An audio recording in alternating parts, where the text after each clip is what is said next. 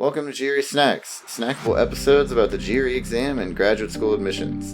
I'm Tyler, founder of Achievable. We have an affordable $200 GRE course that includes everything you need to ace your GRE exam. A full textbook, tons of GRE questions that are backed by our memory-enhancing algorithm, and full-length practice exams.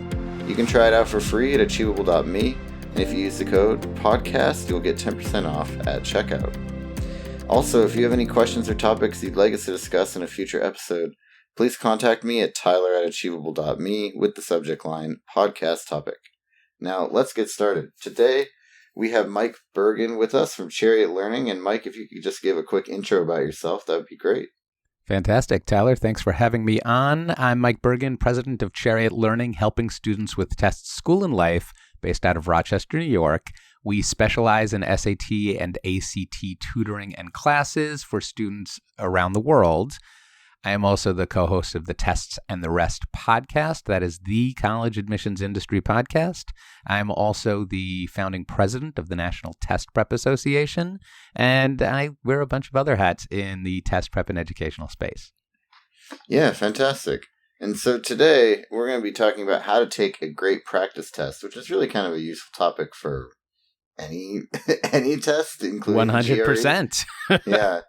So, yeah, I mean, take it away. So start us off with how. Let's start first, Tyler, if you don't mind, with why. Because Sure. A lot of people, I'm sure you've met people who say that they're prepping for an exam. They are prepping for the GRE, the SAT, any test, but they never commit to taking full practice tests. They just say they don't have the time. It's much easier to do little sections at home when they can fit in an hour or so of prep. And for people who think that taking pieces of tests replaces taking actual full-length practice tests, I want to assure you, if you're not taking full practice tests, you're not really doing test prep. Would you agree? Right. Yeah, I mean, I think that in general, something we say a lot on this podcast is that your test day is a performance, kind of like you're preparing for like a sporting event or, doing a play or whatever. And if you were preparing for a play and you didn't do a dress rehearsal, like, sure, you can get the scenes right in pieces, but putting it all together is a whole nother skill. That's exactly right. And no director would be willing to draw the curtain on opening night if the actors or the musicians had not gone through a full dress rehearsal and taken care of all of their issues beforehand. So it's really important. Test day is a performance. As a matter of fact, when we're talking about your best test score, we're talking about unlocking peak performance. And you unlock peak performance in any skill, any craft, any sport or art through practice that at certain intervals has to replicate what you're going to be called to do when it counts. And that is the nature, that is the guiding philosophy of taking great practice tests. Right. So there are a lot of elements you want to keep in mind. The first, and I think one of the most important elements to keep in mind, is that you want the practice tests closest to the date of testing to include official test material. Right? Now, yes, which is the PowerPrep test. That's the PowerPrep test. Now, yeah. There are not as many PowerPrep tests as there are, say, practice LSATs. I think there are over 70 official LSATs that a student can take. There are lots of GMATs. There are a ton of SATs and ACTs. But that makes the commitment to using the PowerPrep tests later most important. How often, Tyler, do you find that students that you work with, they wind up burning through the PowerPrep tests before they get to their final preparation?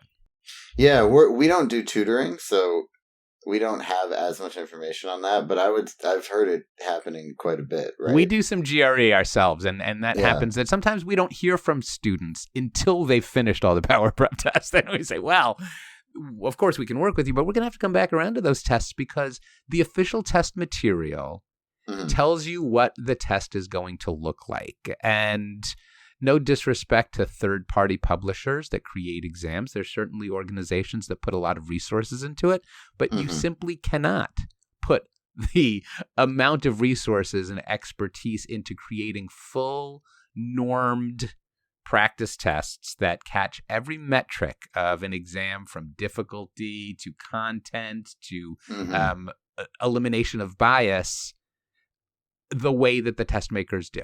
It's not to say that test makers produce perfect tests. We know that that's not the case, but we want your practice to be imperfect in the way the official test is going to be. Right. Yeah, exactly. It's like, it's like mother's pasta recipe. Like, sure, like, you could try to recreate it, but there's nothing like the original.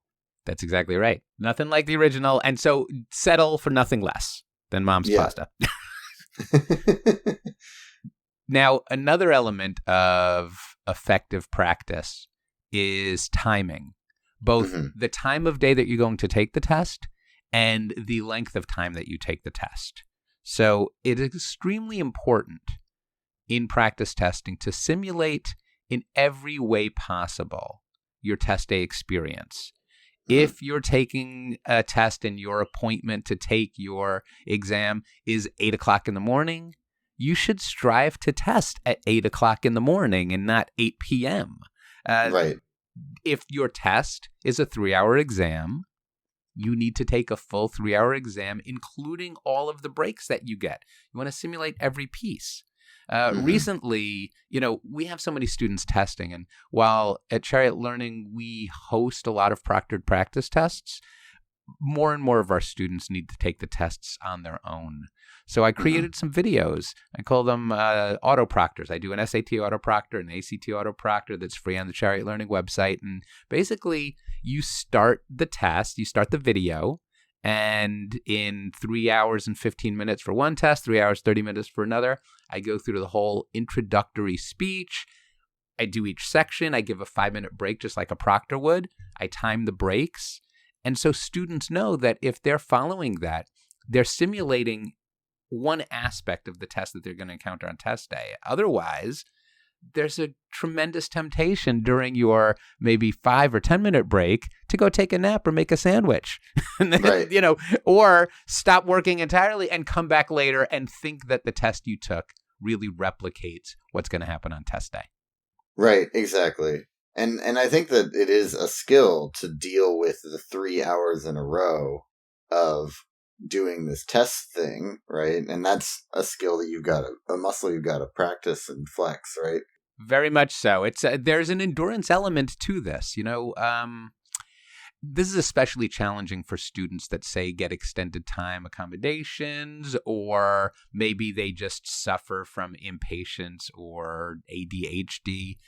You have to practice the skill of sprinting. You have all these consecutive sprints by section, but the whole thing is a marathon, right? And you've got to build that endurance. Like you said, it's a muscle that you can exercise. Yeah. I really like that you've got an auto proctor thing. That's a really cool service, and maybe we'll link to that in the description here. And any other tips for taking a great practice test? So let's talk about environment. Yes. You want to replicate the test environment, which means you should take your test in a quiet place. You should warn any other people living where you live to not bother you. For the teenagers that we work with, that's our parents. For GRE students, that might be roommates or partners, sometimes kids. Say, listen, I'm taking a test, and for the next 3 hours, I'm not answering the phone. I'm not answering the door. I have to take this test. Okay. Right. You want to make sure that you're taking the test kind of, don't lay down taking the test. Don't take the test on your treadmill. Don't have the TV on. Yeah. Replicate every single piece of it. Turn off the music, the TV. Exactly. Sometimes people go to libraries. Sometimes people think that during testing, they need to be in an isolation chamber, and then any noise should be considered an interruption. And that's not the case. We are taking tests usually in rooms with other people, and it's not a bad idea to get used to a little bit of distraction, because guaranteed, you can't predict what's going to go wrong on test day, but very often things do, and a little bit of chaos during practice isn't so bad if you learn to overcome it. Got it. Okay.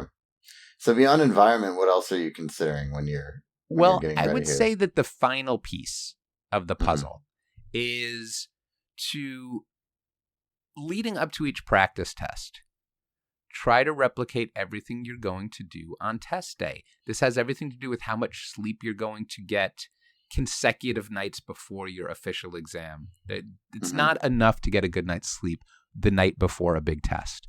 You really have to get a good night's sleep several nights before the big test to make sure that you are truly rested and that you're not artificially going to sleep. I'm going to sleep for 16 hours to make up for the deficit that I've already incurred this week. You can't do that. Right.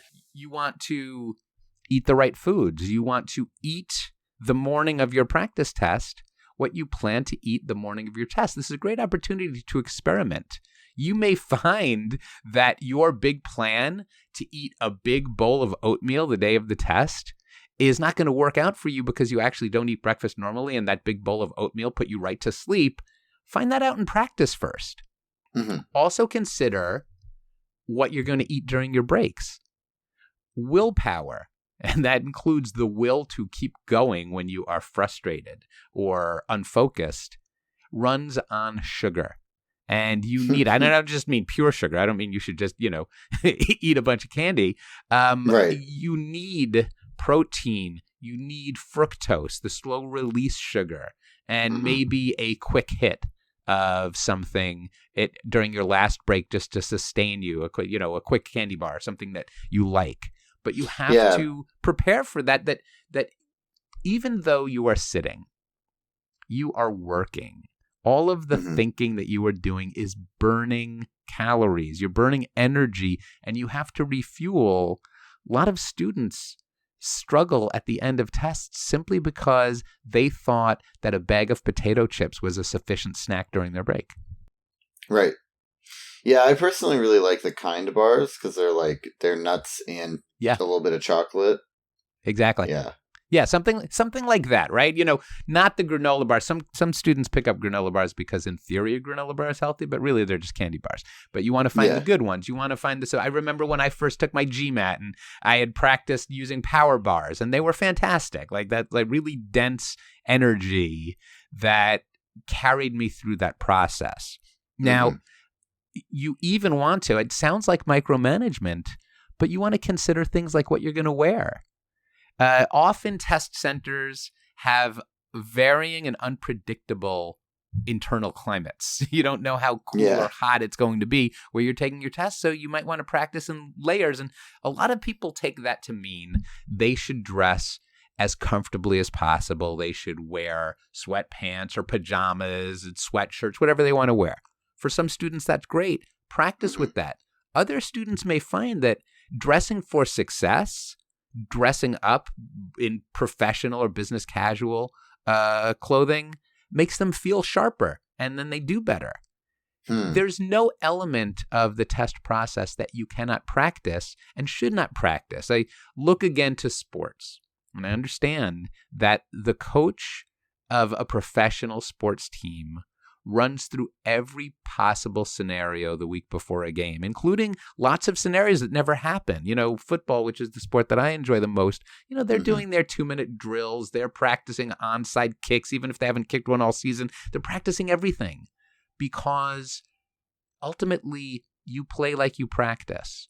And if you take practice tests with the right effort, the right determination to learn from the experience, to derive the most experiential value out, to push your performance even slightly forward on every section, you're going to find that it's much easier to do all of those things on test day. Make sure you're implementing the strategies that you've been learning from instruction. Make sure that you brush up on all of the different content that you need before each exam to make sure it's ready. Make sure that you are committed, and you will find that you will not have to take as many practice tests to reach your goal.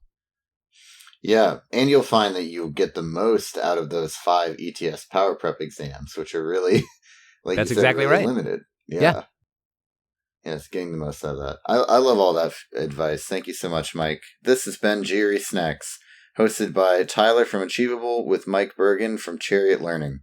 Achievable has a great online GRE course that you can try for free at achievable.me. And don't forget to use the code podcast at checkout if you like it for 10% off.